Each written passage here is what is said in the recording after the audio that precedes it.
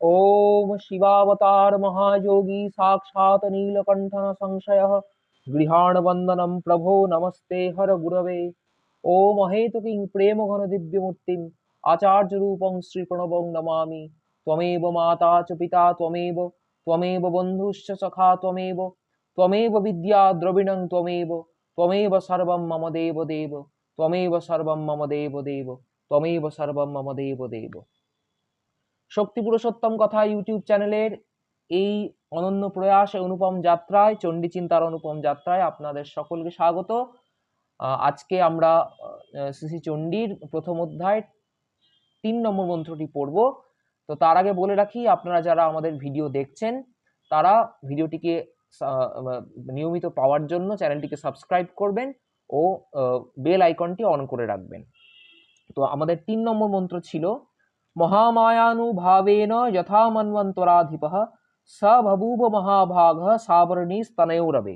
আমরা আবার পড়ি, বলছেন মহামায়ানুভাবেন যথা মন্বন্তরাধিপः স বভূব মহাভাগः সাবর্ণিস্তনয়োরবে।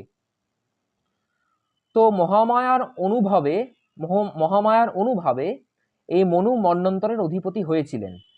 বলছেন সেই রবিতনয় মহাভাগ সাবর্ণী মহামায়ার অনুকূল ইচ্ছায় যেরূপে মন্বন্তরের অধিপতি হইয়াছিলেন তাহা শ্রবণ করো।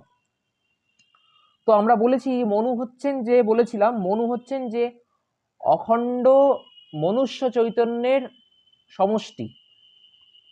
তো মনুষ্য জাতি হলো মনুরই অন্তর। মনুত্ব যে লাভ করবে সেই মন্বন্তরের অধিপতি হবে। মনুষ্য জাতি মনুরই অন্তর, অন্তর মানে কিন্তু বাহির অন্তর এরকম ব্যাপার নয়। মনুষ্য জাতি মনুরই প্রকার আর কি, মনুষ্য জাতি মনুর থেকেই এসছে, তাই মনুষ্যকে মনুজ বলা হচ্ছে। তো মনু হতে পারলেই মন্বন্তরের আধিপত্য লাভ করা যাবে। মন্বন্তরের আধিপত্য লাভ করা মানে হচ্ছে যে তখন প্রত্যেক মানুষের সূক্ষ্ম ও কারণ দেহ পর্যন্ত প্রত্যক্ষ করতে পারা যাবে। এবং শুধু তা নয়, এই জন্য মন্বন্তরের অধিপতি হলে নিজের সংস্কার রাশি তো বটেই, তদ্ভিন্ন প্রত্যেক মানুষের বহু জন্ম সঞ্চিত পাপ পুণ্য জন্ম জাতি আয়ু ভোগ ইত্যাদি সকলেই প্রত্যক্ষ করতে পারবে। আচার্য প্রণবানন্দ স্বামীজি বলতেন যে তার আশ্রিত সন্তানদের বলতেন যে তোদের ভূত ভবিষ্যৎ বর্তমান নিয়ে আমায় নাড়াচাড়া করিতে হয়। এবং বলতেন যে করা আমলকবৎ, হাতে অবস্থিত আমলকি যেরকম ভাবে তার কাছে স্পষ্ট, আশ্রিত সন্তানদের ভূত ভবিষ্যৎ বর্তমান তার কাছে এরকম ভাবেই পরিষ্কার থাকে, সেটাই বলতেন আচার্য প্রণবানন্দ। এবং সেই অন্তর্রাজ্যের আধিপত্য লাভ করতে পারলে প্রত্যেক মানুষ নিজের উপরে নিজের ইচ্ছাশক্তি পরিচালনা করে তাদের স্বাভাবিক নিম্ন গতির পরিবর্তন ও আধ্যাত্মিক উন্নতি সাধন করতে পারে। তো একমাত্র মহামায়ার অনুভাবেই এটা সম্ভব। তো অনুভাব মানে কি?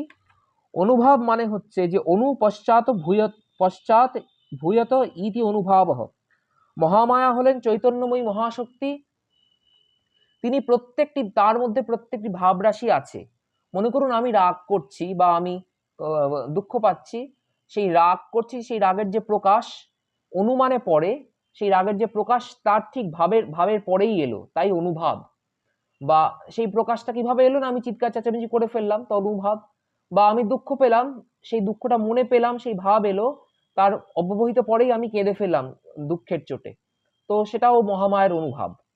তো মহামায়ার এই অনুভাবে, তাহলে মহামায়ার অনুভাব কোনটি কোনটি? বলছেন কাম ক্রোধাদি বৃত্তি রূপ রসাদি বিষয় দয়া ক্ষমাদি গুণ এ সকল মহামায়ারই অনুভাব। এই ভাব রাশি মহামায়ারই অঙ্কে সঞ্জাত ও মহামায়াতেই বিলীন হয়। তো তার জন্য মা কি করেন? মা আসলে পাপ পুণ্য ধর্ম অধর্ম রোগ শোক পরিতাপ ব্যসন হাসি কান্না প্রভৃতি যে সকল ভাবটি আমার পক্ষে অনুকূল হবে আমার আধ্যাত্মিক উন্নতির জন্য, মা সেই সকল ভাব আমার মধ্যে দেন।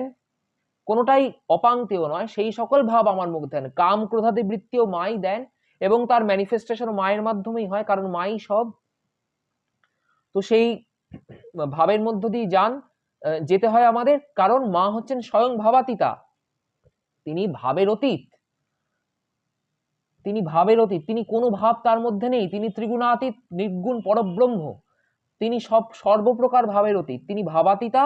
তাহলে ভাবের মধ্যে দিয়ে যেতে যেতেই সেই ভাবাতীত পরম বস্তুকে খুঁজে পাওয়ার যাত্রা হচ্ছে শ্রী শ্রী চণ্ডী। তো সেই মহামায়ার অনুভাবেই মনু বা যে কেউ জীবাত্মা, জেনারেলি বলতে গেলে জীবাত্মা কিন্তু মনুত্ব লাভ করেন, তার থেকে মন্বন্তরের আধিপত্য লাভ করেন।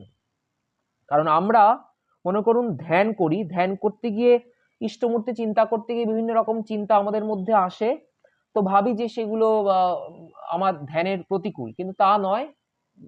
যিনি ইষ্ট তিনি বিভিন্ন রূপে দর্শন দেন। তাই জন্য বলা হয় যে ধ্যান করার সময় তুমি যা দেখছো সেটাকেই দেখতে থাকো আর কি, সেটাই ধ্যান হয়ে যাবে।